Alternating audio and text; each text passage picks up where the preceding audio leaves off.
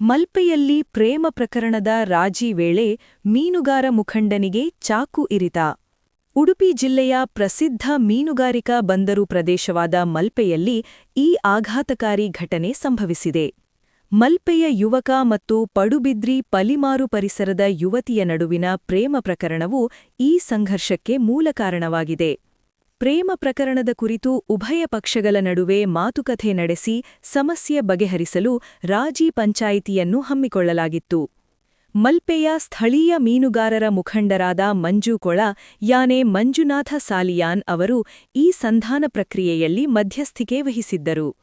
ಮಾತುಕತೆಯ ವೇಳೆ ಪರಿಸ್ಥಿತಿ ವಿಕೋಪಕ್ಕೆ ತಿರುಗಿದ್ದು, ಯುವತಿಯ ಕಡೆಯಿಂದ ಬಂದಿದ್ದ ವ್ಯಕ್ತಿಗಳು ಏಕಾಏಕಿ ಮೀನುಗಾರ ಮುಖಂಡ ಮಂಜುನಾಥ ಅವರ ಮೇಲೆ ಚಾಕುವಿನಿಂದ ಹಲ್ಲೆ ನಡೆಸಿದ್ದಾರೆ. ಚಾಕು ಇರಿತಕ್ಕೊಳಗಾದ ಮಂಜು ಕೊಳ ಅವರನ್ನು ತಕ್ಷಣವೇ ಉಡುಪಿಯ ಖಾಸಗಿ ಆಸ್ಪತ್ರೆಗೆ ದಾಖಲಿಸಿ ಚಿಕಿತ್ಸೆ ನೀಡಲಾಗಿದೆ. ಅದೃಷ್ಟವಶಾತ್ ಗಾಯಗಳು ಗಂಭೀರ ಸ್ವರೂಪದ್ದಾಗಿಲ್ಲದ ಕಾರಣ ಅವರು ಪ್ರಾಣಾಪಾಯದಿಂದ ಪಾರಾಗಿದ್ದಾರೆ ಎಂದು ತಿಳಿದುಬಂದಿದೆ.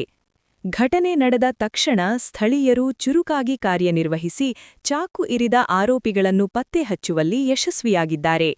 ಸದ್ಯ ಆರೋಪಿಗಳನ್ನು ಪೊಲೀಸರು ವಶಕ್ಕೆ ಪಡೆದಿದ್ದು ತನಿಖೆ ಮುಂದುವರಿಸಿದ್ದಾರೆ. ಈ ಹಲ್ಲೆ ಪ್ರಕರಣಕ್ಕೆ ಸಂಬಂಧಿಸಿದಂತೆ ಮಲ್ಪೆ ಪೊಲೀಸ್ ಠಾಣೆಯಲ್ಲಿ ಅಧಿಕೃತವಾಗಿ ದೂರು ದಾಖಲಾಗಿದ್ದು ಕಾನೂನು ಪ್ರಕ್ರಿಯೆ ನಡೆಯುತ್ತಿದೆ.